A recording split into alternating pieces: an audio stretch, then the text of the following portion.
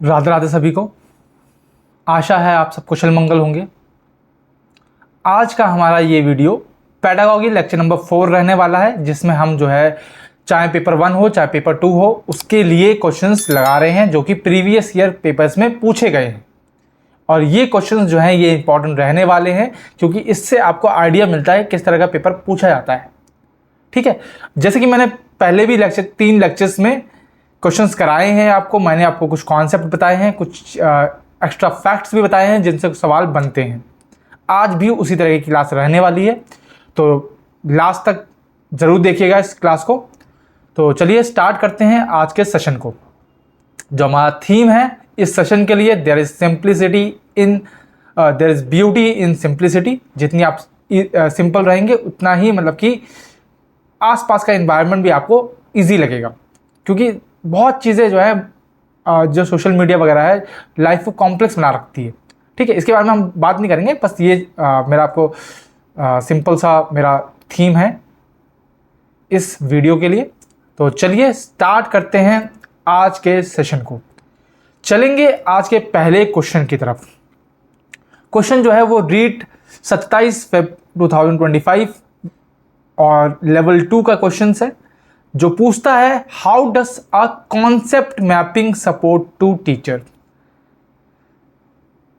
संकल्पना मानचित्रण शिक्षकों को किस प्रकार मदद करता है? Selection of appropriate instruction material, reducing teaching time, enhancing student writing skills, या फिर एलिमिनेटिंग लेसन प्लानिंग। अब देखो, पहली बात आपको समझना है कॉन्सेप्ट मैपिंग होती क्या है। ठीक है, कॉन्सेप्ट मैपिंग बेसिकली एक TLM है। TLM का मतलब क्या होता है? Teaching learning material. Teaching learning material होता है। ठीक है, ये एक विजुअल टूर की तरह एक्ट करता है। विजुअल टूर जिसको आप देख सकते हैं, ठीक है, जो टीचर्स को हेल्प करता है टॉपिक्स को ऑर्गेनाइज करने के लिए। ठीक है, ऑर्गेनाइज टॉपिक्स एंड उनके बीच में रिलेशनशिप स्टैब्लिश करने के लिए या फिर समझने के लिए कि इन टॉपिक्स का क्या इंटरलिंक है आपस में। ठीक है, इस चीज के लिए जो है कॉन्सेप्ट मैपिंग यूज की जाती है, ताकि फिर टीचर जो है बच्चों को एक ऑर्गेनाइज वे में पढ़ा सके। फॉर एग्जाम्पल जैसे कि मान लो कि मैं हिस्ट्री का टीचर हूं, या फिर मान लो कि मैं ज्योग्राफी का टीचर हूं। आज मुझे बात करनी है राजस्थान के फिजिकल डिविजन्स की। ठीक है, तो मैं किस तरह से ऑर्गेनाइज करूंगा? मैं ऑर्गेनाइज करूंगा कि राजस्थान में टोटल डिवीजन कितने हैं। मान लो कि 5 डिविजन्स हैं, है ना। जैसे पहला हिल्स हो गया। अब तो ये जो हिल्स हैं राजस्थान में, ये राजस्थान के किस क्षेत्र में देखने को मिलते हैं, कौन कौन से हिल्स हैं, तो मैं इस तरह से मैप करूंगा। समझ रहे हो? फिर मैं बताऊंगा कि भाई ये पीक हाईएस्ट है, ये पीक लोएस्ट है, यहाँ पे जो है ये सॉइल देखने को मिलती है, यहाँ पे ये कल्टीवेशन, ये पेड़ देखने को मिलते हैं, यहाँ पे ये चीज़ होती है, यहाँ की ये स्पेशलाइजेशन है। फिर मैं दूसरे टॉपिक पे आऊँगा, फिर मैं तीसरे पे आऊँगा। इस तरह से जो है मैं ऑर्गेनाइज कर रहा हूँ, मैं मैप कर रहा हूँ। That is your concept mapping. तो ये किस तरह से हेल्प करती है? It help in the selection of appropriate instruction material. उपयुक्त अनुदेशनात्मक सामग्री का चयन करने में ये हेल्प करती है टीचर्स की। ठीक है, अगर मैं कॉन्सेप्ट मैप की बात करूं, ठीक है, तो ये बेसिकली रिलेशनशिप दिखाता है किसके बीच में? कॉन्सेप्ट और आइडियाज के बीच में, कि ये कॉन्सेप्ट है और किस तरह से ये जो है ये इंप्लीमेंट हुआ है। ठीक है, और ये बेसिकली एक नेटवर्क की तरह दिखता है। मैंने अभी आपको बताया ना कि जैसे कि मान लो कि राजस्थान के डिविजन्स हैं, राजस्थान के 5 डिविजन्स हैं, 1 2 3 4 5 इस तरह से। ठीक है, पहले डिविजन्स के जो है उसके 3 पार्ट हैं इस तरह से। इस डिवीजन की ये स्पेशलाइजेशन है, तो ये एक तरह से आपका जो है नेटवर्क की तरह बिहेव कर रहा है। ठीक है, और इसमें जो मेन टॉपिक्स होते हैं इनको हम कीवर्ड्स बोलते हैं। क्या बोलते हैं? कीवर्ड्स, जो बॉक्सेस होते हैं। और जो एरोस होते हैं वो लिंक करते हैं मतलब रिलेशनशिप बताते हैं। और ये कॉन्सेप्ट मैप क्या रिफ्लेक्ट करता है? Upon what you know and what you don't know. समझ रहे हो, दो चीजें बताता है कि आपको क्या जानकारी है, क्या चीज पता नहीं है, वो रिफ्लेक्ट करता है ये आपका कॉन्सेप्ट मैप। जैसे कि आजकल जो आप देखते हैं बहुत फेमस हो रहा है पढ़ाने का है, जिसको हम बोलते हैं mind map techniques. Mind map के तरीके से जो है वो समझाया जाता है इस कॉन्सेप्ट को। That is basically a concept map.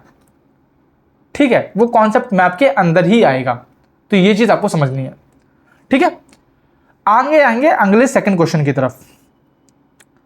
Second question है, विच ऑफ द फॉलोइंग इफेक्ट्स या फिर dash influence the human body systems, emotions, actions and thoughts of individual growth and development।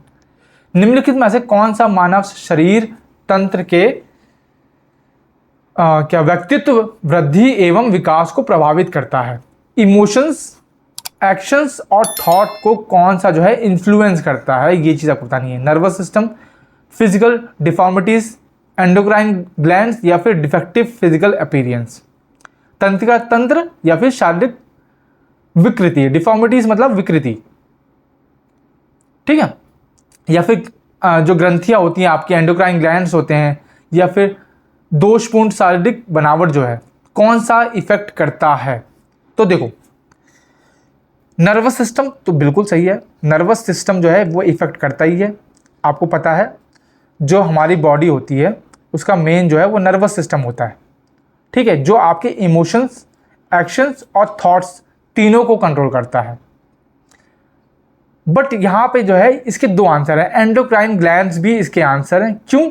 क्योंकि जो ग्रंथि होती हैं वो आपकी हार्मोन्स रिलीज करती हैं। ठीक है, जो हार्मोन्स हैं जो आपके इमोशंस को कंट्रोल करते हैं, कि आपको भूख लग रही है, गुस्सा आ रहा है, ठीक है, या फिर मतलब अदर इमोशंस जो जुड़े हैं, दुख फील हो रहा है ना, ये सब जो है वो हार्मोन्स की वजह से भी होते हैं। ठीक है, तो मुझे लगता है कि यहाँ पे जो है एक बार चेक करना पड़ेगा कि ऑफिशियली क्या राजस्थान मतलब कि राजस्थान बोर्ड ने जो है इसको सही माना है, एक बार इसमें चेक करना पड़ेगा। ठीक है, आते हैं थर्ड क्वेश्चन की तरफ। What is a key pedagogical dilemma for teachers in constructivist classroom? ज्ञान संरचनावादी कक्षाओं में शिक्षकों के लिए एक प्रमुख शिक्षा शास्त्रीय दुविधा क्या है? Honouring students attempt to think independently while staying faithful to subject disciplines, not addressing cultural diversity in the classrooms, negotiating authority with parents या फिर guardians, using technology for collaborative learning. तो यहाँ पे कंस्ट्रक्टिविस्ट क्लासरूम की बात की गई है। ठीक है, आपको पता है कि चार तरह के हमें कॉन्सेप्ट देखने को मिलते हैं, बिहेवियरिज्म, कॉग्निटिविज्म, कंस्ट्रक्टिविज्म या फिर कनेक्टिविज्म। बिहेवियरिज्म में learner is passive and he और she learns via external processes. ठीक है, जैसे कि लेक्चर हो गया, ड्रिल एंड प्रैक्टिस हो गया, रोट लर्निंग हो गया, मल्टीपल चॉइस टेस्ट हो गई।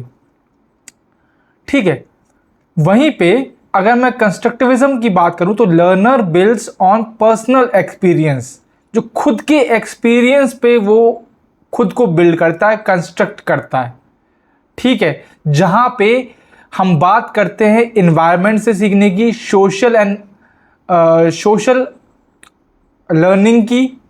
ठीक है, जहां पे कोलैबोरेटिव ग्रुप वर्क की बात की जाती है, स्कैफोल्डिंग की बात की जाती है, self guided learning based on personal experience की बात की जाती है, और पीयर ग्रेडिंग की बात की जाती है। समझ रहे हो? वहीं पे कॉग्निटिव का मतलब आप समझो सिंपल, मेंटल या फिर दिमाग से रिलेटेड है, जहां पे लर्निंग जो है, लर्निंग गोस बियॉन्ड एक्सटर्नल। ठीक है, जिसमें हम लेक्चर की बात करते हैं, विजुअल टूल्स की बात करते हैं जो आईसीटी से लिंक करते हैं, माइंड मैप्स, कॉन्सेप्ट मैप यहीं पे आ जाएंगे, या फिर मल्टीपल चॉइस और एसे असाइनमेंट की बात करते हैं। ठीक है। वहीं हम कनेक्टिविज्म की बात करें तो कनेक्ट करना मतलब, ठीक है, learner is self directed learning via nodes या फिर कंटेंट सोर्स या फिर people group with in a network, जहां पे एक नेटवर्क में कुछ लोग हैं, उनके थ्रू, उनकी हेल्प के थ्रू या फिर उनके डायरेक्शन के थ्रू बच्चा जो सीखता है, that is known as connectivism. ठीक है, जो कि जैसे डिबेट हो गया आपका, ठीक है, डिबेट इसका बहुत अच्छा एग्जाम्पल है, जहां पे स्पॉन्टेनियस लर्निंग की बात की जाती है, शेयरिंग ऑफ कंटेंट की बात की जाती है। It creates knowledge collaboratively and it is self directed quest for content. ठीक है, तो ये 4 बेसिक कॉन्सेप्ट आते हैं जब भी हम लर्निंग की बात करते हैं। तो इसी में से वो जो क्वेश्चन है वो कंस्ट्रक्टिविस्ट क्लासरूम की बात करती है कि सबसे बड़ी दुविधा टीचर्स के लिए एक कंस्ट्रक्टिविस्ट क्लासरूम में क्या रहती है। तो that is the option number A, honouring students attempts to think independently while staying faithful to subject discipline. छात्रों के स्वतंत्र सोचने के प्रयासों का सम्मान करना तथा साथ ही विषय अनुशासन के प्रति निष्ठावान रहना। क्यों ऐसा क्यों है? क्योंकि आप समझो, हर एक स्टूडेंट का अपना एक व्यू पॉइंट होगा। ठीक है, हर एक स्टूडेंट का अपना एक पर्सपेक्टिव होगा, उसकी एक सोच होगी, और एक टॉपिक के कई व्यू पॉइंट निकल सकते हैं। मान लो टीचर जो है एक टॉपिक पढ़ा रहा है, इसको देखने के कई व्यू पॉइंट निकल सकते हैं, हर बच्चा जो है अपना डिफरेंट व्यू पॉइंट रखेगा। तो टीचर की दुविधा ये रहती है कि वो हर बच्चे को जो है उसके जो आइडियाज़ हैं उसका सम्मान करे, साथ साथ वो अपने इस सब्जेक्ट के पर्सपेक्टिव से फेथफुल भी रहे, निष्ठावान भी रहे। ये बहुत ही क्या बोल सकते हैं, टिपिकल, मतलब कि टिपिकल प्रॉब्लम बन जाती है। ठीक है, तो ये एक पेडागॉजिकल डिलेमा रहता है कंस्ट्रक्टिविस्ट क्लासरूम में। ठीक है, आते हैं आगे। अंडर कॉग्निटिव लर्निंग, कॉग्निटिव का मतलब मैं समझा दिया, जो कि दिमाग से रिलेटेड या फिर मेंटल या फिर क्रिटिकल थिंकिंग से रिलेटेड हो। The main principle of latent learning is, latent learning का मेन प्रिंसिपल क्या होता है? Learning occur when even out with reinforcement and reward, learning occurs only with rewards, learning occurs only with punishment, या learning occurs only through imitations। यानी कि केवल अनुसरण द्वारा सीखना, या फिर सिर्फ दंड दे के लर्निंग करना, या फिर सिर्फ पुरस्कार दे के करना, या फिर बिना पुरस्कार बिना रीइंफोर्समेंट के लर्निंग करना। तो लेटेंट लर्निंग का मतलब क्या होता है? पहली बात तो ये कॉन्सेप्ट जो है, इनसे रिलेटेड आपको एक नाम याद आना चाहिए, that is your Edward Tolman. Edward Tolman ने ये बात कही थी, उन्होंने लेटेंट लर्निंग की कॉन्सेप्ट दी थी कि that is the learning that happens without any reinforcement and reward is known as latent learning. ठीक है, इनके बारे में ज़्यादा जानने की जरूरत नहीं है, बस ये कॉन्सेप्ट पता होना चाहिए। अगर मैं बात करूँ लेटेंट लर्निंग की, तो इट इज़ अ डॉर्मेंट और hidden learning process. It manifest only when there is right opportunity to display the information that is learned become apparent. ठीक है, और मतलब ये कहने का मतलब क्या है कि जब राइट अपॉर्चुनिटी आपके पास होगी, ठीक है, तब जो है आप लेटेंट लर्निंग सीख पाते हैं या कर पाते हैं। क्योंकि जो लेटेंट लर्निंग होती है दैट इज योर अनइंटेंशनल। ठीक है, एंड अनकॉन्शियस।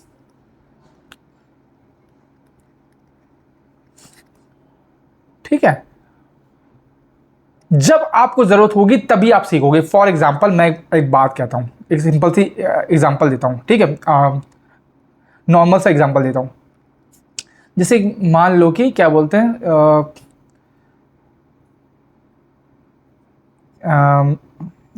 ऐसे समझ लो कि जैसे ये आप हो, ठीक है, ये आप हो, और नॉर्मली जो है आप 3 फीट या फिर 2 फीट की दीवार जो है वो जंप कर सकते हो नॉर्मली, ठीक है। लेकिन अगर सिचुएशन ऐसी फंस जाए कि मान लो कि क्या आप बोलते हैं यहाँ पे कुछ आग वगैरह लग जाए या फिर कुछ अनहोनी हो जाए, तो हो सकता है कि आप जो है सामने वाली 4 फीट की दीवार को भी फांद दो, ठीक है। ये मैं इस जनरल सिंपल एग्जांपल दे रहा हूँ। तो ये कैसे आया, ये आपने अनकॉन्शियसली किया। तो उसी तरह से सपोज कुछ सिचुएशन में आप फंस गए, ठीक है, जहां पे कुछ चीज़ें आपको नहीं पता है, लेकिन उस सिचुएशन की वजह से जो है आप जो है उस प्रॉब्लम को सॉल्व कर देते हैं। तो वो कैसे आपको लर्निंग आती है, that is your latent learning, ठीक है। It sharpens memory and reasoning skills, it improves problem solving ability, it used in training animals, it improves critical thinking. ये इसके एडवांटेजेस, ठीक है, ये चीज आपको याद रखनी है। आगे आते हैं, मैच दी फॉलोइंग का क्वेश्चन है। एडजस्टमेंट मैकेनिज्म को उनके डिस्क्रिप्शन से मैच करना है। नेगेटिविज्म, एग्रेशन, प्रोजेक्शन या फिर रेशनलाइजेशन। क्या इसका आंसर होने वाला है? तो नेगेटिविज्म क्या होता है? नेगेटिविज्म होता है कि जब कोई इंडिविजुअल जो है वो फ्रस्ट्रेट हो जाता है किसी दूसरे इंसान से, और उसकी वजह से जो है वो एग्रेसिवली बिहेव करने जाता है, नेगेटिवली बिहेव करने जाता है। यानी कि ऑप्शन नंबर बी जो है वो आपका करेक्टली बता रहा है कि नेगेटिविज्म का डेफिनेशन क्या रहने वाली है। एग्रेशन का मतलब क्या है?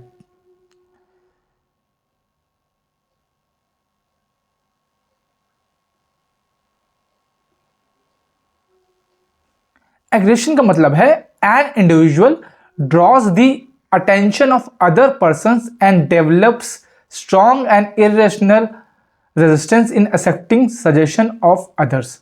मतलब किसी का कोई पर्सपेक्टिव है, हम जो है उसको मानने को तैयार नहीं है और हम उसका विरोध कर रहे हैं, that is your aggression. Projection का मतलब क्या हो जाएगा कि हम जो है दूसरे के बिहेवियर को प्रोजेक्ट कर रहे हैं, एक तरह से ऐसे समझो। Attributing to and observing in others one own impulses and traits. हम किसी मतलब कि या फिर कुछ भी मान लो कि जैसे बच्चा होता है जो वो पेरेंट्स के कुछ हैबिट्स को अपनाता है और उनको जो है वो वैसा करने की कोशिश करता है, दैट इज प्रोजेक्शन। रेशनलाइजेशन का मतलब क्या है? सिंपल है, an individual justifies his beliefs and action by giving reasons other than those which activated or motivated him। ठीक है, जो उसकी बिलीफ है, जो उसके एक्शन है, उसका वो रीजन दे रहा है एक इंडिविजुअल जस्टिफाई करने के लिए, दैट इज योर रेशनलाइजेशन। यानी कि ऑप्शन हो जाएगा ऑप्शन नंबर ए, 1 का बी, सेकंड का ए, थर्ड का सी, ठीक है, ये होने वाला है, और फोर्थ का डी। तो ये बेसिकली एडजस्टमेंट मैकेनिज्म के क्या बोलते हैं क्वेश्चन जो हैं, ये मैंने देखा है कि रीट में एडजस्टमेंट मैकेनिज्म के क्वेश्चन अच्छे खासे पूछे गए, ठीक है, तो वो आपको याद करने हैं। आते हैं अगले क्वेश्चन पे। अगला क्वेश्चन है, what is called to give opportunity to the human basic instructive और emotional power to be expressed. Example, freedom of interaction to each other. मनुष्य के मूल प्रवृत्तिजन्य या संवेदनात्मक शक्ति को अभिव्यक्त होने का अवसर देना, जैसे एक दूसरे से घुलने मिलने की स्वतंत्रता क्या कहलाती है? कैथारसिस, सब्लिमेशन, रीडायरेक्शन या फिर कॉन्ट्रडिक्शन। तो कॉन्ट्रडिक्शन का मतलब क्या है कि उसका मतलब कि विरोध करना या प्रतिपक्ष भावना रखना, दैट इज योर कॉन्ट्रडिक्शन। कि मान लो किसी के कुछ विचार हैं और आपके ये विचार हैं, और ये आप दोनों के विचार जो हैं एक दूसरे से अलग हैं, डिफरेंट हैं, या फिर कॉन्ट्रडिक्ट कर रहे हैं। इसका मानना सही हाँ है, इसका मानना ना में है, तो that is your contradiction. Redirection का मतलब क्या है? किसी को डायरेक्शन देना, किसी को डायरेक्ट करना कि भाई 12th के बाद जो है आपके पास ये ऑप्शन है, आपने ये करना है, अगर आप ये करोगे तो ये मिलेगा, ये करोगे तो ये करोगे, ये कर सकते हो, ये कर सकते हो, ये एग्जाम दे सकते हो, दैट इज रीडायरेक्शन। सब्लिमेशन मतलब शोधन करना। तो इसका आंसर क्या हो जाएगा? इसका आंसर हो जाएगा कैथारसिस। कैथारसिस मतलब अतिरेचन। अब अतिरेचन का मतलब क्या है, ये मैं थोड़ा सा आपको समझा देता हूं। Catharsis is defined as process of emotional release through verbal, non verbal and artistic expression. It involves purification and cleansing of negative emotions. ठीक है, मतलब कि जैसे होता नहीं है कि एक बच्चा जो है वो उसको घर वाले भी कुछ बोल रहे हैं, बाहर वाले भी कुछ बोल रहे हैं, ये वाले भी कुछ बोल रहे हैं, तो उसके इमोशंस जो है उसके दिमाग में सप्रेस हो जाते हैं. तो वो अपना गुस्सा जो है वो कहीं ना कहीं या फिर मतलब कहीं निकाल रहा है. ठीक है, रिलीज कर रहा है. That is catharsis. Catharsis is venting out repressed emotions. इससे क्या होता है, क्लेंजिंग एंड प्रिगेशन होता है. ठीक है, आपकी जो है अंदर जितना भी इमोशंस है, नेगेटिव इमोशंस सब निकल जाता है, आप बेटर फील करते हो. एक तरह से इमोशनल रिलीज है. ठीक है, इसके बेनिफिट क्या है, emotional healing, pent up tension is allowed to flow out and relief from stress and anxiety. इसके एग्जाम्पल हो जाएंगे. ठीक है, तो ये चीज आपको याद रखनी है. आगे आते हैं, which of the following correct structural sequence of Guilford model of human intelligence. आपको पता है गिलफोर्ड ने मॉडल ऑफ ह्यूमन इंटेलिजेंस दिया था जिसमें 3 उन्होंने सीक्वेंस की बात की थी. इसके बारे में हम ऑलरेडी चर्चा कर चुके हैं. क्या थे ये आपको बताता हूं. पहला था ऑपरेशंस, उसको हम बोलते हैं एक्ट ऑफ थिंकिंग. फिर content, the term in which we think, and the product, the ideas which we came up with. ठीक है, ये 3 थे, इसी सीक्वेंस में है. ऑपरेशन पहले, कंटेंट बाद में, उसके बाद सबसे लास्ट में प्रोडक्ट. ऑपरेशंस के जो भी कुछ जो फर्दर क्लासीफाई किया गया था वो किया गया था इवैल्यूएशन में, कन्वर्जेंट थिंकिंग में, डाइवर्जेंट थिंकिंग में, मेमोरी या फिर कॉग्निशन में. कंटेंट को विजुअल, सिंबॉलिक, सिमेंटिक और बिहेवियरल में क्लासीफाई किया गया था. प्रोडक्ट को हम प्रोडक्ट का जो क्लासिफिकेशन है units, classes, relation, systems, transformation और इम्प्लीकेशंस में किया गया था. ये इतना इंपॉर्टेंट नहीं है, ज्यादातर क्वेश्चन जो है इन तीनों से ही बनते हैं, पहला, दूसरा और तीसरा. जैसे कि ये क्वेश्चन, इसमें सिंपल सा पूछा गया है कि क्या सीक्वेंस रहने वाला है. तो आपको पता है सीक्वेंस क्या है, पहले ऑपरेशंस आएंगे, फिर कंटेंट आएगा, फिर प्रोडक्ट आएगा. यानी कि ऑप्शन नंबर सी आपका करेक्ट आंसर हो जाएगा. ठीक है, ये चीज आपको ध्यान में रखनी है. आगे आते हैं, according to Piaget stages of cognitive development, during which stage children develop object permanence. ठीक है, वस्तु स्थायित्व विकसित कब होता है. ऑब्जेक्ट परमानेंस का मतलब क्या है. ऑब्जेक्ट परमानेंस का मतलब क्या है कि ये समझना कि ऑब्जेक्ट जो है वो एग्जिस्ट करता रहेगा, चाहे हम उसको देखें या ना देखें या फिर ना सुने. That is your object permanence. आपको पता है पियाजेट साहब ने जो क्लासिफिकेशन 4 स्टेजेस में की थी. 0 से 2 साल के बच्चों का जो स्टेज है उसको सेंसरी मोटर बोला गया है. 2 से 7 साल के प्री ऑपरेशनल, 7 से 11 कॉन्क्रीट ऑपरेशनल और 12 प्लस वालों को फॉर्मल ऑपरेशन कैटेगरी के अंदर डाला गया है. सेंसरी मोटर में जो है बच्चे जो हैं दुनिया को सेंसेस, जो उनके 5 सेंसेस होते हैं, आंख, कान, नाक, ये सब, इनके हेल्प से दुनिया को एक्सप्लोर करते हैं. और यहीं पे जो है ऑब्जेक्ट परमानेंस की कॉन्सेप्ट आता है कि बच्चे जो हैं वो ऑब्जेक्ट से सीखते हैं. कोई ऑब्जेक्ट उनके पास रखा हुआ है या फिर कोई ऑब्जेक्ट एग्जिस्ट करता है तो उससे वो सीखते हैं. ठीक है, और उसी को वो समझते हैं. ठीक है, अगर जैसे मैंने एग्जांपल दिया था कि मान लो बच्चों को बता दिया कि ये पेड़ है. ठीक है, ये पेड़ है. अब वो उसमें चाहे कुछ भी लगाओ, फल फ्रूट कोई भी लगाओ, चाहे मैंगो का, चाहे कुछ, आपको बता दिया ये पेड़ है. तो अगर बच्चे घर के अंदर भी हैं तब भी वो पेड़ को इमेजिन कर पाएंगे, समझ पाएंगे कि अगर पेड़ की बात हो रही है तो क्या, किसकी बात हो रही है. वो ऑब्जेक्ट के थ्रू जो है दुनिया को देखते हैं. ये चीज आपको समझनी है. ठीक है, प्री ऑपरेशन में जो है बच्चे थोड़े से एनिमेटेड ऑब्जेक्ट पोजेस करते हैं और ह्यूमन फीलिंग्स और इमोशंस को में बिलीव करते हैं. ठीक है, परंतु अभी भी लॉजिकल रीजनिंग जो है डेवलप नहीं होती है. इंट्यूटिव का इस्तेमाल किया जाता है. लॉजिकली सोचना और समझने की जो शक्ति है वो कॉन्क्रीट ऑपरेशनल स्टेज में उसका जिक्र किया गया है. ठीक है, परंतु उसमें भी सिर्फ कॉन्क्रीट इवेंट के बारे में बताया गया है. कि लॉजिकल और बच्चा जो है लॉजिकली सोच रहा है और अंडरस्टैंड कर रहा है सिर्फ कॉन्क्रीट इवेंट्स से रिलेटेड। ठीक है, यहाँ पे बात की थी कंजर्वेटिविज्म की और मैथमेटिकल ट्रांसफॉर्मेशन की। 12 साल से जो ऊपर के बच्चे हैं वो एब्स्ट्रैक्ट रीजनिंग करने लग जाते हैं, लॉजिकल पॉसिबिलिटीज भी सोचने लग जाते हैं। ठीक है, वो लॉजिक ढूंढ ले जाते हैं कि भाई अगर ऐसा करूंगा, अगर जैसे मान लो ये स्विच है, अगर इस स्विच में उंगली दूंगा तो करंट लगेगा, मुझे क्यों लगेगा, ये सब समझने लग जाते हैं। अपने अंदर जो है वो एक पॉसिबिलिटी बनाने लग जाते हैं कि अगर मैं इस रास्ते से जाऊंगा तो यहाँ पहुंचूंगा, अगर इस रास्ते से जाऊंगा तो मैं यहाँ पहुंचूंगा। ये अपने दिमाग में ऑलरेडी वो मैप वगैरह जो है डेवलप करने लग जाते हैं। इससे पहले जो क्वेश्चन बना था पियाजेट के, वो ईगो सेंट्रिज्म के बारे में बना था कि किस स्टेज के बच्चे जो हैं वो उनमें आपको ईगो सेंट्रिज्म देखने को मिलता है। इस बार का जो आंसर है वो क्या हो जाएगा, सेंसरी मोटर ऑब्जेक्ट। जब परमानेंस की बात करेंगे तो ये चीज़ आपको याद नहीं है। और पियाजेट के सारे स्टेजेस जो हैं वो इंपॉर्टेंट हैं, उनसे सवाल देखने को मिलता है, ये चीज़ आपको समझनी है।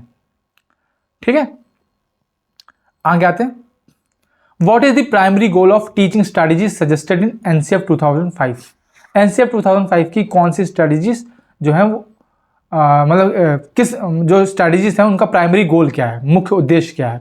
To ensure all students memorise fact efficiently for exam. सारे बच्चे जो है परीक्षा के लिए सारे तथ्य को जो है मेमोराइज कर लें। तो मैंने बताया था रोड लर्निंग का कॉन्सेप्ट नहीं दिया गया था, एनसीएफ में कैंसिल किया गया था। To connect knowledge to real life experience and foster creativity, बिल्कुल सही। तो क्रिएटिविटी को एनहांस करने के लिए उनको रियल टाइम एक्सपीरियंस देने की बात की गई थी एनसीएफ 2005 में। और एनसीएफ 2005 के बारे में मैं ऑलरेडी बहुत कुछ बता दिया है, थोड़ा सा हम जो है फटाफट फैक्ट्स को रिवाइज कर लेते हैं। ठीक है, इससे पहले जो है आपको पता है 4 आई थी एनसीएफ 1975 वाली, 88 वाली, 2000 वाली और 2005 वाली। ठीक है, और बताया गया था कि जो एनसीएफ 2005 है वो चाइल्ड सेंट्रिक अप्रोच को फॉलो करती है, यानी कि बाल केंद्रित रहने वाली है।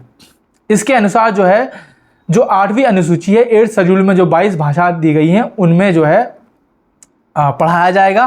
ठीक है, और इसकी अध्यक्षता जो है वो प्रोफेसर यशपाल ने तैयार किया गया था। ये जो आपको पता होना चाहिए। और क्या क्या इंपॉर्टेंट पॉइंट्स हैं, दैट इज़ कि बाहर की नॉलेज सिर्फ जो है किताबी ज्ञान पे ही फोकस नहीं करना है, एक्सपीरियंस, बाहर का एक्सपीरियंस मिलना चाहिए बच्चों को।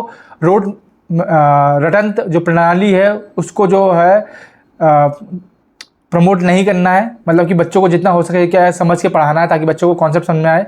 ठीक है, और पाठ्य चर्चा या पाठ्य पुस्तक चर्चा केंद्रित ना हो, यानी कि कहने का मतलब क्या है, क्लासरूम ओरिएंटेड अप्रोच नहीं होनी चाहिए।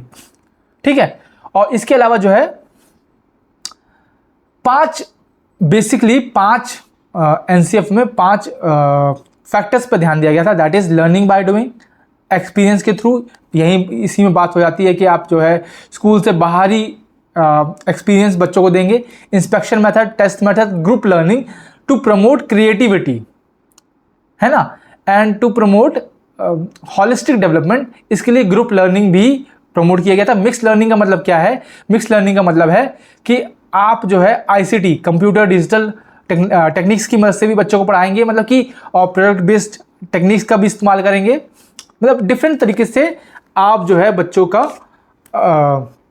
जो पाठ्यक्रम है, जो करिकुलम है वो बनाएंगे, जिससे जो है बच्चों को अच्छे से समझ में आ सके। इसलिए ये बात की गई थी एनसीएफ 2005 में। ठीक है, ये चीज़ आपको ध्यान में रखनी है।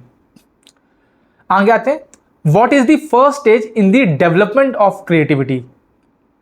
पिछली क्लास में हमने क्रिएटिविटी की स्टेजेस की बात की गई थी, तो इसमें पूछा गया कि पहली स्टेज क्या है। तो सिंपल सी बात है, पहली स्टेज क्या होती है? प्रिपरेशन स्टेज होती है, जहां पे जो है हम research, analyse strength and define challenges की बात करते हैं। सेकेंड होती है इंक्यूबेशन, जहां पे सबकॉन्शियसली हम आइडियाज़ को डेवलप होने देते हैं।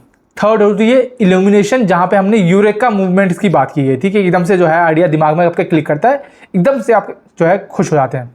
इवैल्यूएशन, जहाँ पे जो है हमारे पास मान लो 5 आइडियाज़ आए हैं, तो हम इसमें से देखेंगे कौन सा जो है हमारे लिए इस सिचुएशन के लिए बेस्ट रहेगा, कौन सा फिजिबल रहेगा। इम्प्लीमेंटेशन लास्ट स्टेज है, जहाँ पे जो है हम उस आइडिया को जो हमने सेलेक्ट किया है उसको हम एक्शन में लेके आएंगे, यानी कि टेस्ट करेंगे। और फिर फाइनल एग्जीक्यूशन करेंगे। तो पहली स्टेज क्या है? तो पहली स्टेज है आपकी स्टेज ऑफ प्रिपरेशन। ये चीज़ याद रखनी है, ठीक है। आते हैं अगले क्वेश्चन की तरफ। अगला क्वेश्चन क्या है? How is learning different from maturation? सीखने को परिपक्वता से किस प्रकार अलग किया जा सकता है? Learning is a natural growth process, learning requires external experiences, whereas maturation is genetic. Maturation involves deliberate practice. Learning is independent of environment. अब इस क्वेश्चन का आंसर देने से पहले आपको मैच्योरेशन के बारे में पता होना चाहिए। परिपक्वता मतलब क्या है, ठीक है। मैच्योरेशन मतलब मैच्योर होने का मतलब क्या है? बेसिकली ये एक प्रोसेस है, एक बायोलॉजिकल प्रोसेस है, ठीक है। या फिर आप कह लो it is biological pre programmed genetic process. Pre programmed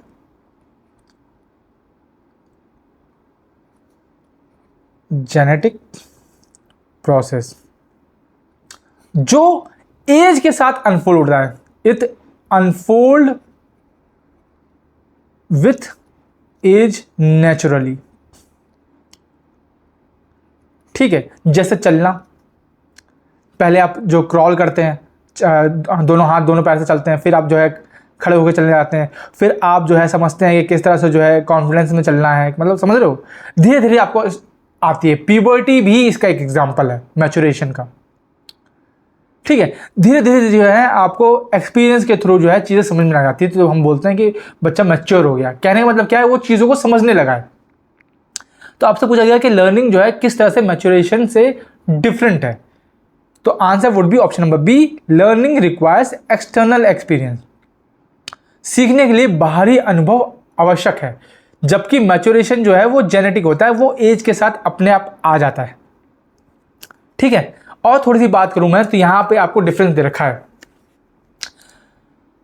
learning is the process that result in behavioural change in the individual. Learning की मदद से जो है उसके बिहेवियर में बच्चे के चेंज आता है, जबकि मैच्योरेशन जो है is a process where individual learns to react to situation in appropriate manner. हर सिचुएशन में किस तरह से डील करना है वो सिखाता है आपका maturation. Learning is through practice and experience, वहीं maturation is through individual growth and development. Learning is a response to external stimuli, यानी कि एक्सटर्नल इन्वायरमेंट्स के रिस्पॉन्स से आप सीखते हैं, जबकि मैच्योरेशन में एक्सटर्नल इन्वायरमेंट की ज़रूरत नहीं होती। ये जेनेटिक होता है, जेनेटिक होता है या फिर नेचुरल होता है। आप एज के साथ जो है सीखते हैं, ठीक है। एज के साथ आपको जो है मैच्योरिटी आती है, ये चीज़ आपको पता होनी चाहिए। ओके, आगे आएंगे। What does temperament refer to in personality? आपको पता है पर्सनैलिटी जो व्यक्तित्व है उसके कई फैक्टर्स आते हैं, उसका एक फैक्टर है टेम्परामेंट। अब आपसे यहाँ से पूछा गया टेम्परामेंट का मतलब क्या है? Physical appearance of an individual, क्या जो शारीरिक उपस्थिति है उसको हम टेम्परामेंट बोलेंगे? इमोशनल एंड अफेक्टिव टेंडेंसी, या मोरल वैल्यूज एंड कैरेक्टर, या फिर कॉग्निटिव एबिलिटीज? तो कॉग्निटिव एबिलिटीज तो है वो तो मेंटल एबिलिटीज से संबंधित है, तो ये तो आंसर होगा नहीं। टेम्परामेंट का मतलब क्या है कि आपका स्वभाव कैसा है, आपका जो है भावनात्मक और संवेगात्मक टेंडेंसीज क्या है, that is option number B, emotional and affective tendency क्या है। फिजिकल अपीयरेंस जो है वो फिजिकल ग्रोथ की या फिर बिहेवियर में चेंज लाने की बात करते हैं, ठीक है। या फिर आप क्या बोलते हैं, फिजिकल अपीयरेंस जो है वो मतलब इनडायरेक्टली तो पर्सनैलिटी को करता है, पर उसका टेम्परामेंट से कोई रिलेशन नहीं। टेम्परामेंट बेसिकली एक इमोशनल स्टेज है, ठीक है, कि आपका जो है आप किस तरह से जो है किस सिचुएशन में किस इमोशन के साथ आप डील करते हैं, दैट इज़ योर टेम्परामेंट, ठीक है। कई लोग बहुत भावुक होते हैं और कई लोग जो है वो कॉन्फिडेंस से भरे होते हैं, that is their temperament towards each and every situation, या फिर टूवर्ड्स दैट पर्टिकुलर सिचुएशन, ठीक है, तो ये चीज़ आपको समझनी है। पर्सनालिटी के काफ़ी सारे फैक्टर्स हैं, हर फैक्टर से थोड़े थोड़े क्वेश्चन बन जाते हैं, पर इतने मतलब इंपॉर्टेंट है, पर आपको मतलब बेसिक है ये, मतलब कि डेफिनेशन ही पूछता है। डेफिनेशन मुझे लगता है कि आप शब्द देख के समझ सकते हैं कि क्या आंसर हो उसका होने वाला है। ठीक है, आगे आते हैं। Which of the following is an internal factor affecting child's development. बच्चे के विकास के लिए इंटरनल फैक्टर क्या है? Internal, intelligence, social environment, peer group relationship या फिर इकोनॉमिक कंडीशन। तो social environment, peer group relationship और इकोनॉमिक कंडीशन जो है, आर्थिक स्थिति जो है, ये सब जो है वो एक्सटर्नल फैक्टर्स हैं। अब देखो, चाइल्ड डेवलपमेंट में दो फैक्टर आते हैं, एक को बोलते हैं इंटरनल और एक को बोलते हैं एक्सटर्नल। इंटरनल फैक्टर्स वो होते हैं जो बच्चे के अंदर होते हैं, ठीक है, जिससे बच्चे का डेवलपमेंट प्रभाव होता है, जैसे कि उसकी इंटेलिजेंस, ठीक है, इंटेलिजेंस, उसकी क्रिटिकल थिंकिंग, उसकी विचारधारा, ये इसके इंटरनल फैक्टर्स हैं। एक्सटर्नल में क्या आएगा? जो बाहर का, जैसे कि उसके ग्रुप, उसका इन्वायरमेंट, वो किस ग्रुप में रहता है, ठीक है, समझ रहे हो। सीरियस बच्चों, पढ़ने वाले सीरियस बच्चों के साथ रहेगा तो सीरियस रहेगा, क्या बोलते हैं, हंसी मजाक खेल कूद वाले बच्चों के साथ रहेगा तो उसका दिमाग भी वैसा रहेगा। तो दैट इज क्या मतलब, उसके बच्चे के डेवलपमेंट में कौन से जो फैक्टर्स हैं जो बाहरी रूप से इंपैक्ट डाल रहे हैं, that is your external environment.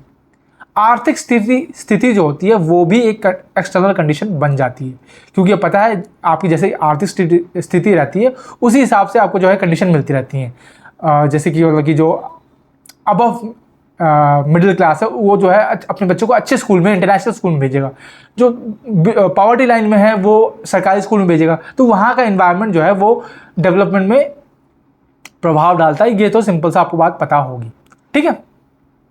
आगे आते हैं, what does process of adjustment primarily aim to achieve. जो प्रोसेस ऑफ इन्वायरमेंट होता है वो प्राइमरली क्या अचीव, मुख्य रूप से किसे प्राप्त करने का प्रयास करता है, ठीक है। Achieving harmony between self and environment, स्व और पर्यावरण के बीच सामंजस्य स्थापित करना, meeting only biological needs, ignoring societal demands या फिर fulfilling all desire without constraint. तो प्रोसेस ऑफ एडजस्टमेंट, समायोजन जिसे हम बोलते हैं, वो क्या अचीव करने की बात करता है? तो it is the harmony between self and environment. आपके और आपके पर्यावरण, आपके और आपके इन्वायरमेंट के बीच में जो रिलेशन है उसको स्टैब्लिश करने की बात करता है प्रोसेस ऑफ एडजस्टमेंट। ये चीज़ आपको पता होनी चाहिए। ये एक साइकोलॉजिकल प्रोसेस होता है, सबसे पहली बात तो ये पता होनी चाहिए। साइकोलॉजिकल प्रोसेस होता है through which individual manage conflicting demands and needs by modifying behaviour, और या फिर कह लो आप changing environment to achieve dynamic balance and peace. समझ रहे हो, सिंपल सी ये बेसिक डेफिनेशन होती है इसकी, कि जहाँ पे जो है एक इंडिविजुअल अपने आप को मैनेज करता है, अपने डिमांड्स और अपने नीड्स को मैनेज करता है, अपने बिहेवियर को मैनेज करता है इन्वायरमेंट के पर्सपेक्टिव से, इन्वायरमेंट को चेंज करते हुए, ताकि उसके जीवन में एक बैलेंस और पीस आए, ठीक है। ये इसकी बेसिक डेफिनेशन होती है। आगे आते हैं, which teaching strategy is recommended for students with below average intelligence. मतलब कौन सी टीचिंग स्ट्रैटेजी जो है वो रिकमेंड की जाती है ऐसे बच्चों के लिए जो कि जिनका इंटेलिजेंस जो है वो बिलो एवरेज होता है। स्किपिंग बेसिक स्टेप्स, जो बुनियादी चरण हैं उनको स्किप कर देना, गिविंग असाइनमेंट विथआउट एक्सप्लेनेशन, किसी मतलब कोई टॉपिक है उसके ऊपर असाइनमेंट दे दिया, उसको एक्सप्लेन करने की बजाय एक्सप्लेन किया नहीं, आपने सीधा असाइनमेंट दे दिया, या फिर presenting material in small and logical steps, या फिर अवॉइडिंग प्रैक्टिस एक्सरसाइजेस। जो क्या बोलते हैं एक्सरसाइज होती है उनसे बचना या फिर उनको अवॉइड करना, ठीक है। तो देखो, बिलो एवरेज क्लास के बारे में हम ऑलरेडी डिस्कस कर चुके हैं। बिलो एवरेज इंटेलिजेंस वाले जो बच्चे हैं उनके बारे में हम ऑलरेडी डिस्कस कर चुके हैं, ठीक है। क्या डिस्कस कर चुके हैं कि पहली बात, ये जो है अपने एज ग्रुप से कमज़ोर होते हैं, इनको जो है लर्निंग सीखने में दिक्कत होती है, लर्निंग में डिफ़िकल्टी होती है। जो नॉर्मल बच्चों को बड़ी आसानी से समझ में आता है, इनको समझ में नहीं आता है। ठीक है। थर्ड चीज़, इनकी कंडीशन जो है चाहे वो आर्थिक हो चाहे कैसी भी हो, वो पुअर होती है, तभी तो वो बिलो एवरेज है ना। इनकी critical thinking, other skills, mental ability, ये सब भी जो है वो कमज़ोर होती है। तो ऐसे बच्चों के लिए क्या रिकमेंड किया जाता है, कौन सी रणनीति जो है वो रिकमेंड की जाती है? तो ऐसे बच्चों के लिए ये बोला जाता है कि आप जो है, एक तो बच्चा दिमागी कमज़ोर है, तो उसके बर्डन को ओवरलोड ना करने के लिए आप क्या कीजिए, कोई भी टॉपिक है उसको छोटे छोटे टॉपिक्स में डिवाइड कीजिए। ठीक है। और फिर हर एक टॉपिक को समझाइए, फिर उसको इंटरलिंक कीजिए, ताकि बच्चों को ओवरऑल समझ में आए कि किस तरह से जो है चीज़ें मूव कर रही है। और उनको सबसे ज़्यादा जो है हर बेसिक के भी बेसिक स्टेप्स जो है आपको ईजिली समझाने होंगे, ताकि वो बच्चा जो है धीरे धीरे समझ सके। तो that is presenting materials in small and logical steps. ठीक है, ये कहा जाता है। ठीक है। और आपको पता है अलग अलग क्या बोलते हैं, एजुकेशनिस्ट की अलग अलग थ्योरीज थी इनके बारे में। और अच्छा, आईक्यू कैसे निकालते हैं ये आपको पता है? क्वेश्चन फॉर्मूला क्या है याद है? ऊपर क्या आएगा, नीचे क्या आएगा, फिर किसको 100 करेंगे। और नॉर्मल एवरेज आईक्यू कितना बोला जाता है? तो नॉर्मल आईक्यू आपको पता है 100 बोला जाता है। 100 से ऊपर जो है वो गिफ्टेड चिल्ड्रन बोले जाते हैं, जैसे कि आपके आइंस्टाइन हो गए, है ना, ये सब चीज़ें। ओके, चलो आगे आते हैं। 16 क्वेश्चन है, विच of the following factors bring relatively permanent changes in behaviour? कौन से ऐसे फैक्टर्स हैं जो व्यवहार में परमानेंट चेंज लाते हैं, स्थायी परिवर्तन लाते हैं? Training and practice, maturation only, physical fatigue only, या फिर इमोशनल स्ट्रेस? तो इमोशनल स्ट्रेस जो है और फिजिकल फटीग जो है, ये आपके जो है ये टेम्परेरी चेंज लाते हैं। ठीक है। शरीर थका हुआ है, ठीक है, तो आपके बिहेवियर में चेंज आएगा, लेकिन ये थोड़ी कि हमेशा वो थका रहेगा। जब आपका थकान चली जाएगी तो आपका मूड भी चेंज हो जाएगा, बिहेवियर भी चेंज हो जाएगा। सेम चीज़ इमोशनल स्ट्रेस के साथ है, तनाव के साथ भी सेम चीज़ है। अभी आपका एग्जाम जितना पास आएगा उतना आपको तनाव होगा, उसके हिसाब से जो है आपके बिहेवियर में चेंज आने लगेगा। लेकिन एग्जाम के बाद क्या वो चेंज रहेगा, परमानेंटली रहेगा? तो नहीं रहेगा। ठीक है। मैच्योरेशन ओनली, मतलब सिर्फ और सिर्फ मैच्योरेशन, मतलब कि इसके अलावा अगर कुछ और फैक्टर अगर 0.1% भी इफेक्ट करता है तो फिर ये स्टेटमेंट गलत हो जाएगा, तो यानी कि ये भी नहीं होगा। तो answer would be training and practice. बार बार अभ्यास करने से, बार बार प्रशिक्षण करने से आप जो है अपने बिहेवियर में टेम्परेरी नहीं परमानेंट चेंज ला सकते हैं। ये चीज़ आपको पता होनी चाहिए। ठीक है। जैसे मान लो एग्जांपल देता हूं मैं आपको, आप इंग्लिश में कमज़ोर हैं, आप इंग्लिश में जो है वो कमज़ोर हैं, लेकिन अब आपने क्या किया, आपने डेली वोकैब्स 10 पढ़नी स्टार्ट करी, 10 उनको लिखना चालू किया, एक एडिटोरियल या फिर एक न्यूज़ जो है इंग्लिश में पढ़ना शुरू किया। ऐसा आपने 365 दिन या फिर 1 साल कोशिश किया, तो क्या आपकी जो इंग्लिश सुधरेगी, वो परमानेंट नहीं होगी? बिल्कुल हाँ। वो चेंज होगा, वो आपका परमानेंट चेंज होगा। आपकी इंग्लिश में जो क्या बोलते हैं, आपका इंग्लिश में जो हाथ है वो स्ट्रांग हो जाएगा, आपको फिर तकलीफ नहीं होगी और वो लाइफ टाइम तक रहेगा। ठीक है। तो ये चीज़ कहने का मतलब, ये समझाने का मतलब है। ठीक है। आगे आते हैं, what is a gifted children considered as in society? तो गिफ्टेड चिल्ड्रन के बारे में, अच्छा यहाँ पे एक चीज़ और ऐड कर लो। ठीक है, यहाँ पे मिसिंग नहीं है, training and practice and experience. Experience से भी जो है परमानेंट चेंज आता है। ठीक है, ये चीज़ भी आप ऐड कर लो, क्योंकि अगर मान लो कि क्या बोलते हैं सिर्फ एक्सपीरियंस दे दिया है ना, बाकी ट्रेनिंग एंड प्रैक्टिस ऑप्शन में नहीं है, तो एक्सपीरियंस भी जो है परमानेंट चेंज लाता है। ये चीज़ आपको पता होनी चाहिए। अब आते हैं अगले में, गिफ्टेड चिल्ड्रन क्या होता है? मैंने आपको बताया, ऐसे बच्चे जो कि जिनका एवरेज आईक्यू 100 से ज़्यादा है, पहली चीज़, जो कि एक्सेप्शनली इंटेलिजेंस हैं, जिनकी क्रिएटिव कैपेबिलिटी जो है नॉर्मल एवरेज बच्चों से बहुत ज़्यादा हैं, ऐसे बच्चों को हम गिफ्टेड चिल्ड्रन बोलते हैं। जैसे मैंने अभी एग्जांपल दिया था कुछ टाइम पहले आइंस्टाइन का। क्वेश्चन पूछता है कि समाज में प्रतिभाशाली बच्चों को किस रूप से देखा जाता है? A liability to nation, a resource of incalculable value, a dependent individual, या फिर a socially inactive learner. Liability का मतलब है भार। क्या जो प्रतिभाशाली बच्चे होंगे वो नेशन के, देश के लिए भार होंगे, बोझ होंगे? तो answer is no. A resource of incalculable value incalculable मतलब कि ऐसी वैल्यू जो अमूल्य है, जिसके हम कैलकुलेशन नहीं कर सकते। ये तो बिल्कुल सही जवाब, क्योंकि ऐसे बच्चे जो हैं वो केपेबल होते हैं प्रोफाउंड या फिर साइंटिफिक नॉलेज में, है ना, और वो हेल्प करते हैं इकोनॉमिक प्रोग्रेस में, कंट्री को आगे ले जाने में हेल्प करते हैं। तो ऐसे बच्चे जो हैं, ऐसे लोग जो हैं, वो उनकी जो वैल्यू है वो अमूल्य है, उनको हम मेजर नहीं कर सकते।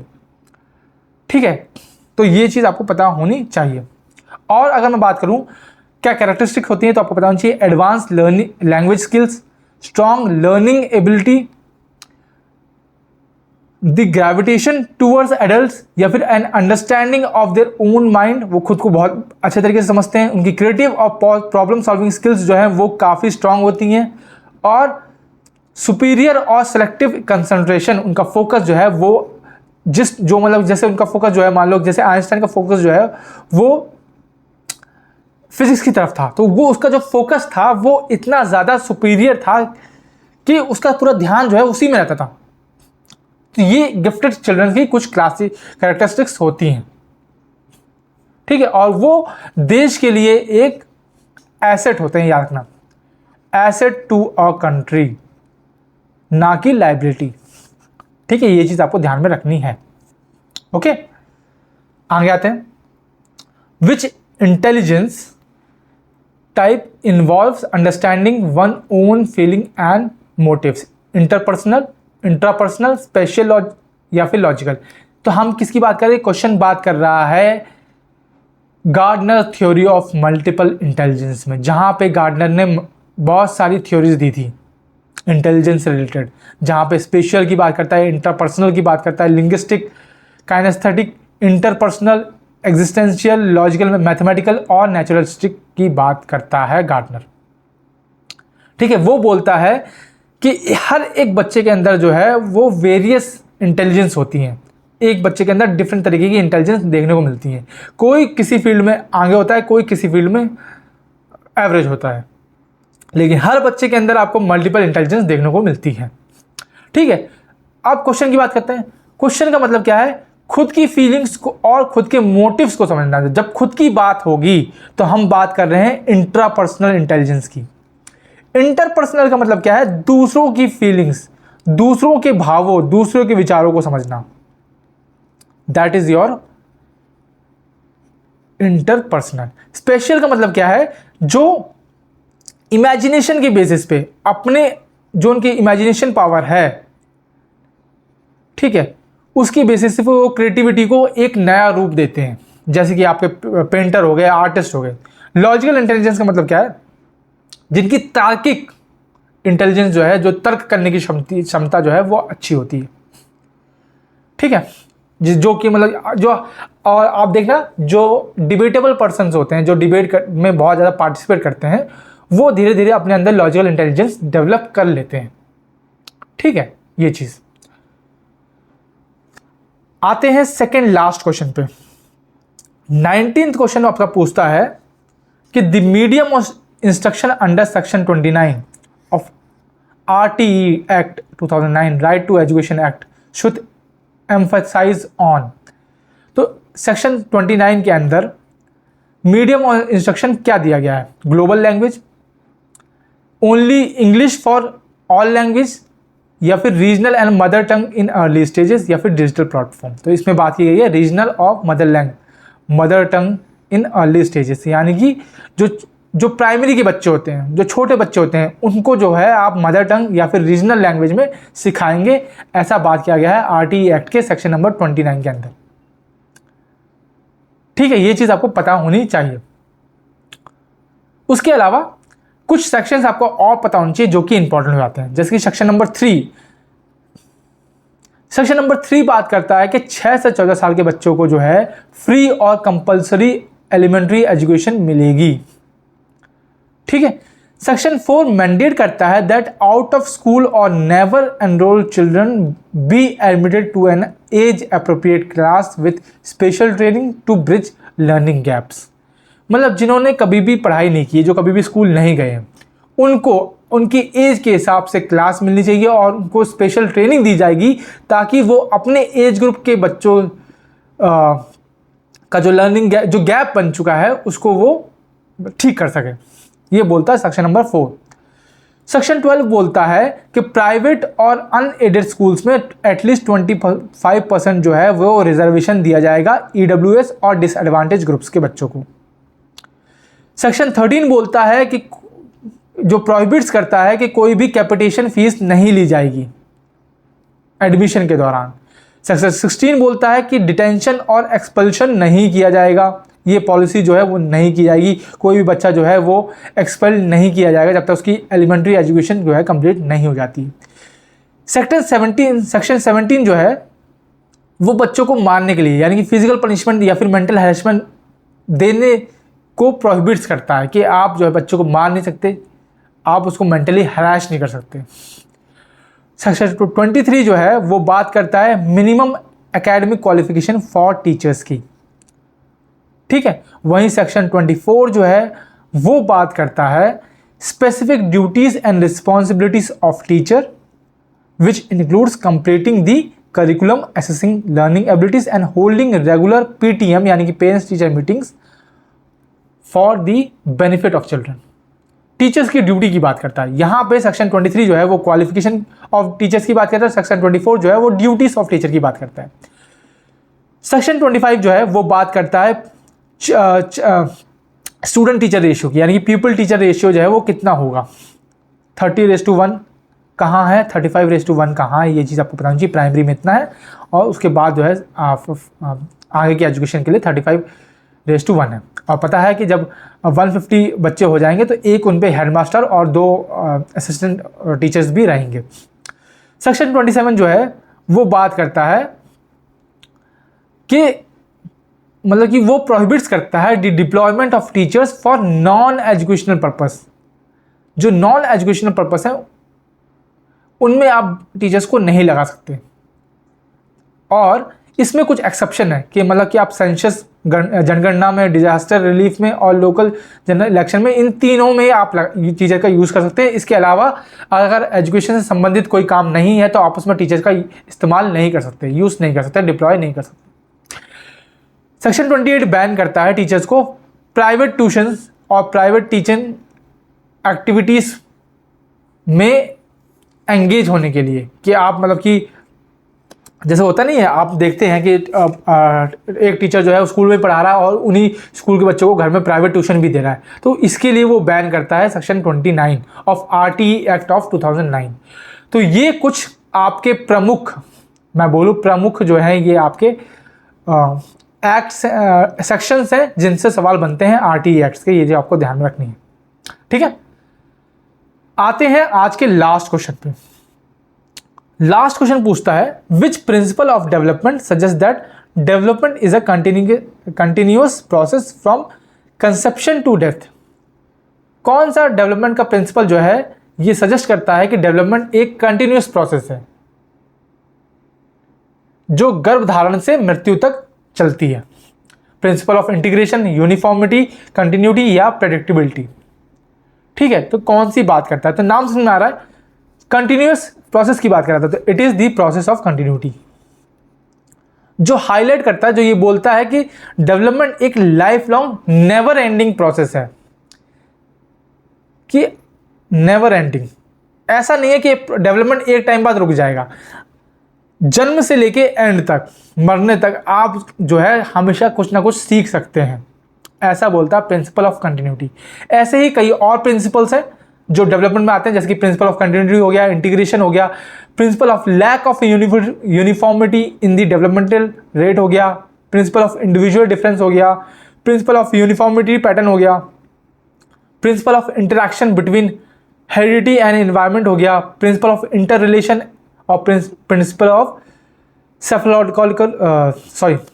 सेफालोकॉर्टिकल ये हो गया।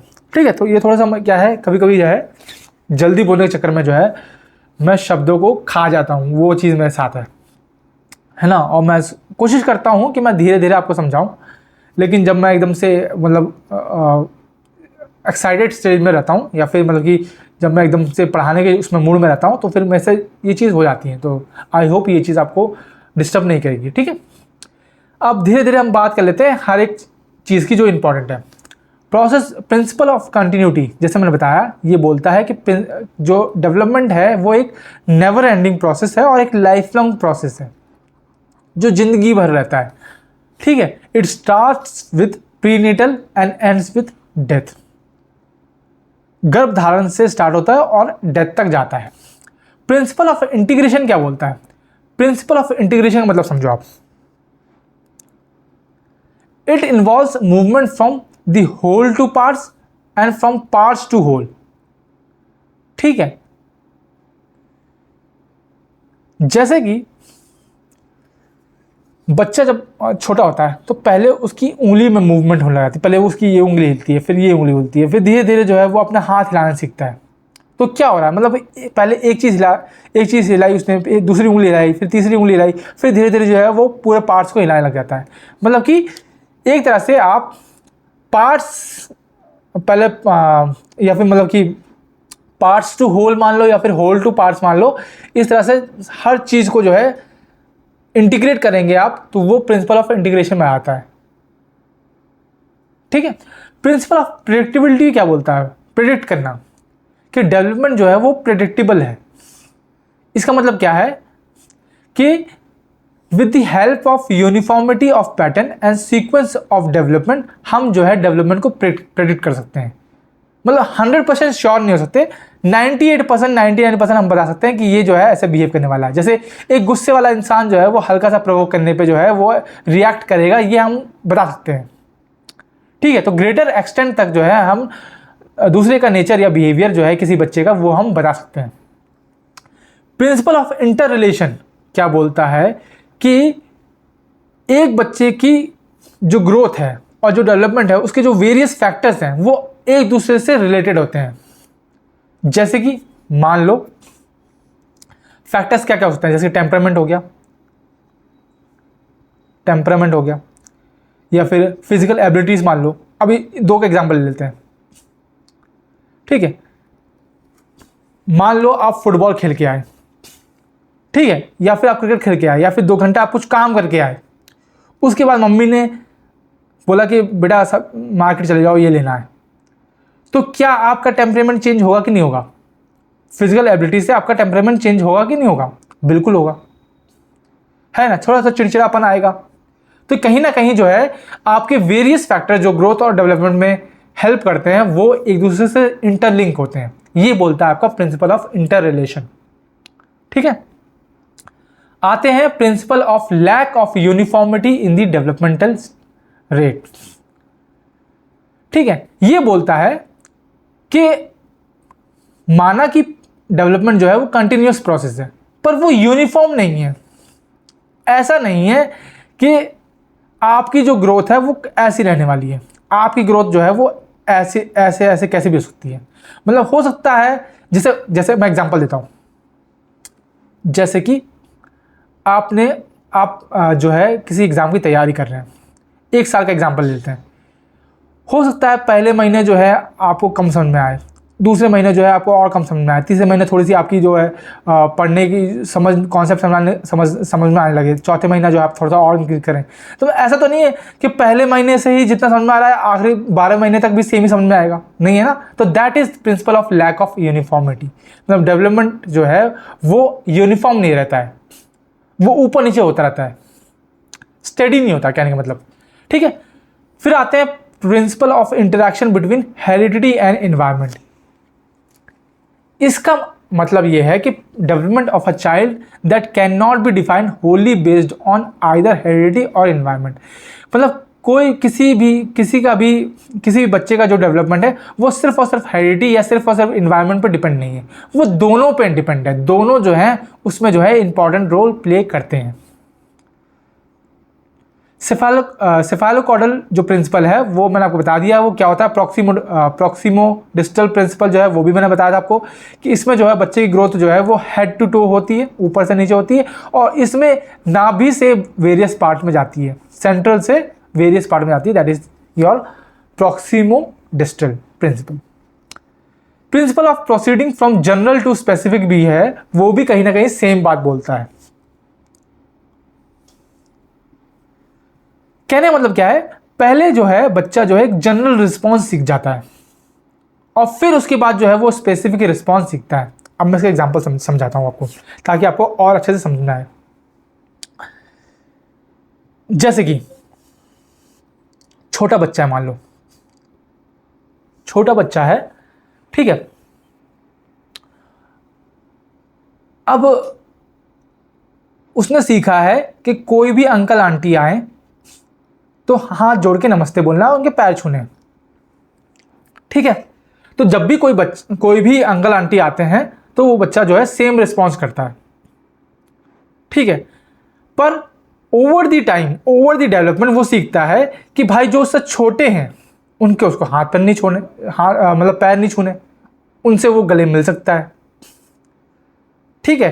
तो मतलब कि क्या है, पहले उसका एक जनरल अप्रोच रहता है, एक बच्चे का एक जनरल रिस्पॉन्स रहता है एक सिचुएशन के प्रति, फिर धीरे धीरे वो है स्पेसिफिक या फिर गोल ओरिएंटेड रिस्पॉन्स देना शो करने लग जाता है। दैट इज योर प्रिंसिपल यहां पे एल आएगा, principle of proceeding from general to specific,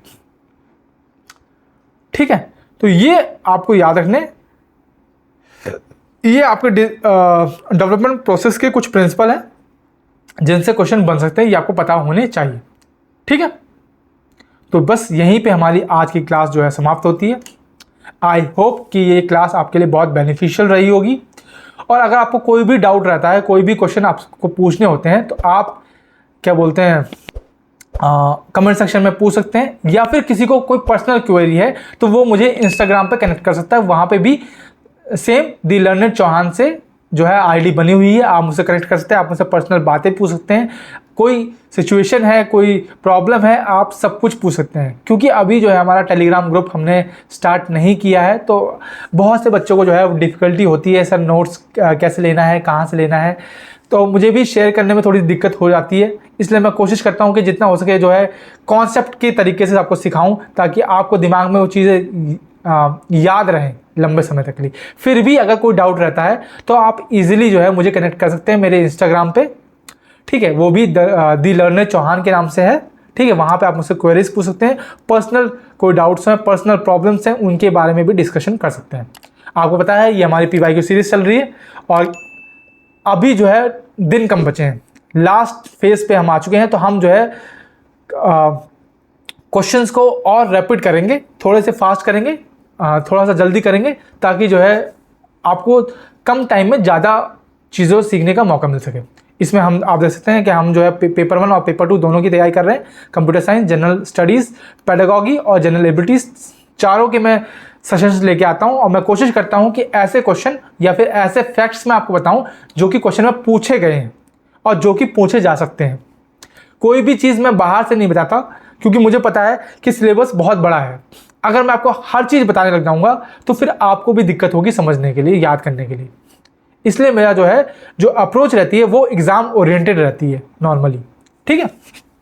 तो बस ये, और एक छोटी सी रिक्वेस्ट है, मैंने ये कल जो है देखा कि क्या बोलते हैं 90% लोग जो है हमारा वीडियो को पसंद कर रहे हैं, देख रहे हैं, लेकिन जो है वो हमें सब्सक्राइब नहीं कर रहे हैं।